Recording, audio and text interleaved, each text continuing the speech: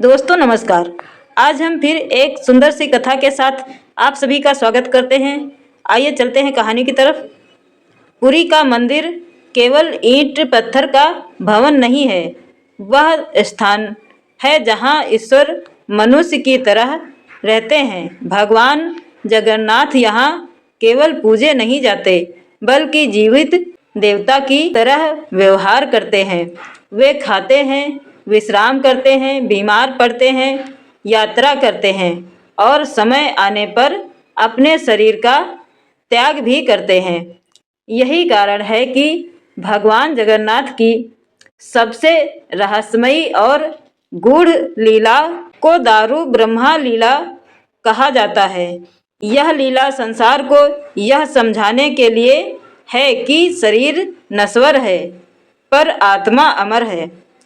दारू का अर्थ है लकड़ी और ब्रह्मा का अर्थ है परम सत्य, अर्थात लकड़ी में प्रकट हुआ ब्रह्मा। भगवान जगन्नाथ यह दिखाते हैं कि ईश्वर सोने चांदी या रत्नों में नहीं, बल्कि साधारण नीम की लकड़ी में भी प्रकट हो सकते हैं। वे यह संदेश देते हैं कि ईश्वर वही है जो सबसे साधारण में भी निवास कर सके। इसी कारण वे दारू ब्रह्मा कहलाते हैं। हर 12 से 19 वर्षों के बीच जब आषाढ़ मास में अधिक मास पड़ता है, तब पुरी धाम में एक असाधारण समय आता है। इसे नव क्लेवर कहा जाता है। इसका अर्थ है भगवान जगन्नाथ, बलभद्र, देवी सुभद्रा और सुदर्शन अपने पुराने शरीर का त्याग कर नया शरीर धारण करेंगे। यह कोई सामान्य मूर्ति परिवर्तन नहीं होता, बल्कि स्वयं भगवान की देह परिवर्तन लीला होती है। इस समय पूरा पुरी नगर एक अद्भुत मौन और श्रद्धा में डूब जाता है। उत्सव रुक जाते हैं, वातावरण गंभीर हो जाता है और हर मन में केवल भगवान का स्मरण रहता है।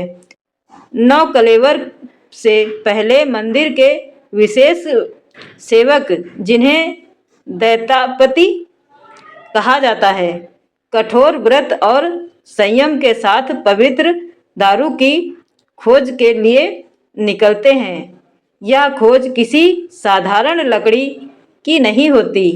दारू वही मानी जाती है जो नीम के वृक्ष से हो, जिस पर शंख, चक्र, गदा या पद्म जैसे आकृति चिन्ह हो, जिसके पास नदी, तीर्थ या शमशान हो, जिस पर किसी पक्षी का घोंसला ना हो और जो वृक्ष स्वयं धरती पर गिरा हुआ हो। इन सभी शर्तों का एक साथ पूरा होना मनुष्य के बस की बात नहीं।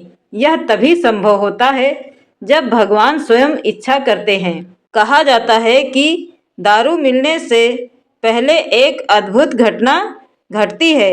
एक ही रात में राजा, मुख्य पुजारी और दैतापति सेवकों को एक समान स्वप्न दिखाई देता है।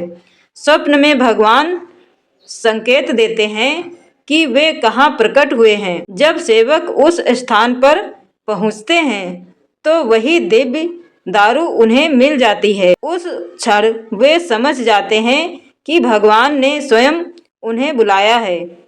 जब दारू प्राप्त होती है तो उसे लकड़ी नहीं माना जाता, उसे जीवित भगवान की तरह सम्मान दिया जाता है। उसका स्नान कराया जाता है, वस्त्र अर्पित किए जाते हैं, दीप, धूप और भोग लगाया जाता है और कीर्तन के साथ उसे पूरी लाया जाता है। भक्तों की आंखों से आंसू बहते हैं, क्योंकि वे जानते हैं कि उनका भगवान नया शरीर धारण करने जा रहे हैं। पुरी पहुंचकर दारू को कोइल वैकुंठ नामक पवित्र स्थान पर ले जाया जाता है। वहीं भगवान की नई देह का निर्माण होता है। यह कार्य पूर्ण गोपनीयता से किया जाता है। कोई बाहरी व्यक्ति इसे नहीं देख सकता। कोई आधुनिक औजार प्रयोग में नहीं लाया जा सकता। सेवक इसे शिल्प नहीं बल्कि साधना मानते हैं। ऐसा कहा जाता है कि यहाँ मूर्तियाँ बनाई नहीं जाती बल्कि भगवान स्वयं प्रकट होते हैं। इस पूरी लीला का सबसे रहस्यमयी और भय मिश्रित श्रद्धा वाला क्षण होता है ब्रह्मा परिवर्तन। पुरानी मूर्तियों के भीतर एक दिव्य तत्व स्थित होता है जिसे दारू ब्रह्मा कहा जाता है। जब उस तत्व को नई देह में स्थानांतरित किया जाता है तब पूरा मंदिर अंधकार में डूब जाता है। सेवकों की आंखों पर पट्टी बांध दी जाती है। कोई मंत्र उच्चारण नहीं होता, कोई शब्द नहीं बोलता।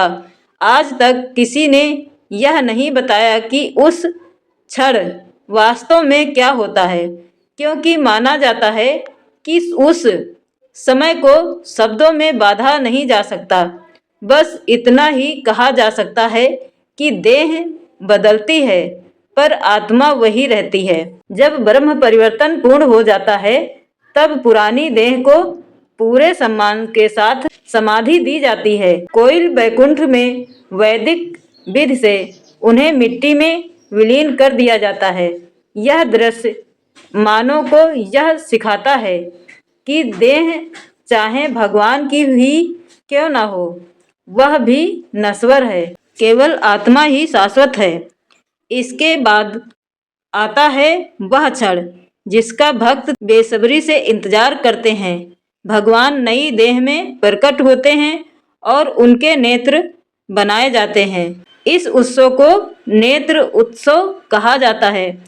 उस दिन भक्तों को ऐसा अनुभव होता है मानो भगवान फिर से जन्म लेकर उन्हें देखने आए हैं। लाखों आंखें नम हो जाती हैं, हृदय भाव से भर उठते हैं और वातावरण जय जगन्नाथ के जयकारों से गूंज उठता है।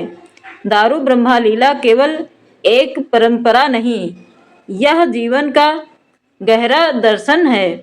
यह सिखाती है कि शरीर क्षण भंगुर है पर आत्मा अमर है। यह अहंकार को तोड़ती है और विनम्रता सिखाती है। भगवान जगन्नाथ स्वयं यह संदेश देते हैं कि जिसे मनुष्य मृत्यु समझता है वह केवल वस्त्र बदलने जैसा है।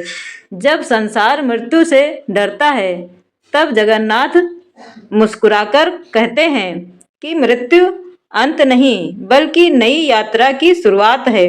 यही दारू ब्रह्मा की लीला का सार है, यही उसका सत्य है और यही उसका अमर संदेश है। जय जगन्नाथ। दोस्तों, यह कहानी आपको कैसी लगी कमेंट करके ज़रूर बताना और हम मिलेंगे एक और नई कहानी के साथ। तब तक के लिए नमस्कार, धन्यवाद।